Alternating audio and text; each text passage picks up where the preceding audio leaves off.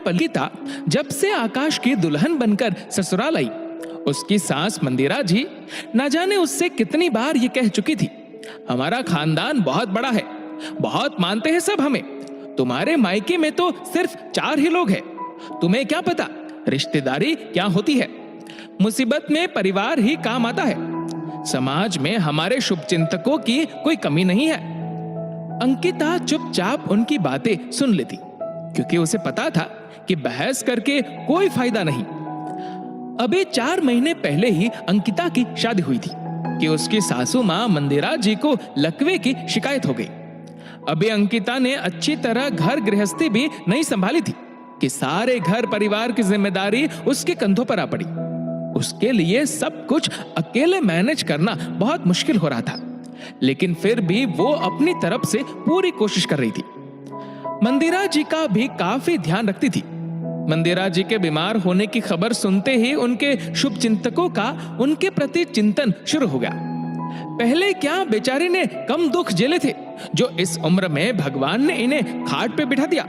देख बहू, अब तो तू ही भाभी का सहारा है, अपनी माँ की तरह ही इसका भी ख्याल रखना। हाँ, हमारे लायक कोई काम हो तो बोल देना, दुख तकलीफ में तो अपने ही काम आते हैं। अंकिता की चाची सास उसे समझा रही थी। जी चाची जी, अंकिता ने चाय का कप उनकी ओर बढ़ाते हुए कहा। चाय पीकर वो चलती बनी। अंकिता ने सुबह से 5वीं बार चाय बनाई थी। अंकिता ने जूठे बर्तन समेटे और मंदिरा जी के लिए दलिया चढ़ा दिया। मंदिरा जी का हालचाल पूछने के लिए दिन भर घर पर रिश्तेदारों का तांता लगा रहता। मंदिरा जी का इलाज वहां के अच्छे डॉक्टर से चल रहा था, लेकिन जो भी आता अंकिता को अपनी सास का ध्यान रखने की हिदायत दे जाता। साथ साथ 2-4 घरेलू नुस्खे या किसी वैद्य का पता भी दे जाता। आकाश बेटा, मेरे साले के बेटे को भी ऐसे ही लकवा मार गया था। उनके गांव में एक बाबा जी है, उसी से उन्होंने इलाज करवाया था।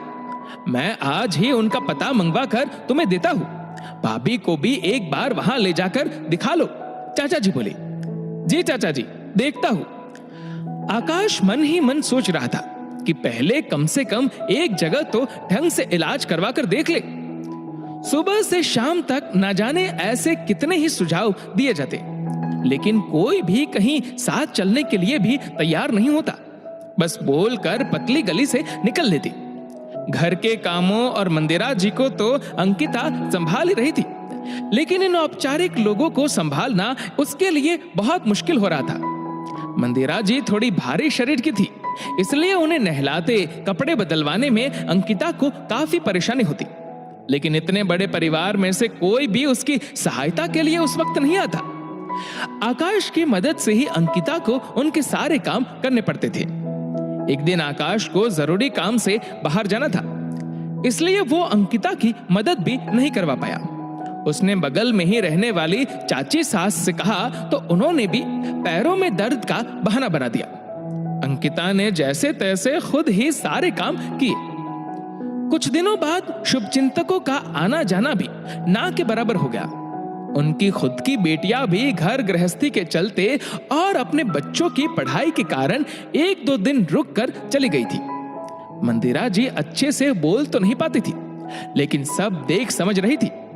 उन्हें पता चल गया था कि जिन शुभचिंतकों पर वो इतरा रही थी, वो सिर्फ नाम के ही है। सब अपने अपने में मस्त रहते हैं। छोटे परिवार से आई अंकिता ही इस मुश्किल समय में उनका ख्याल रख रही है। अंकिता की सेवा रंग लाई और कुछ दिनों में ही मंदिरा जी की हालत में सुधार आने लगा। अब वो खुद से बैठ पाती थी और थोड़ा बहुत बोलने भी लगी।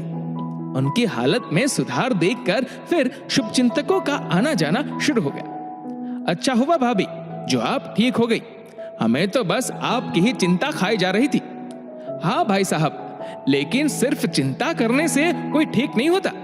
ये तो अंकिता और आकाश की सेवा ही है, जिसके कारण मैं ठीक हो रही हूँ। एक तरह से अच्छा ही हुआ जो मैं बीमार पड़ी।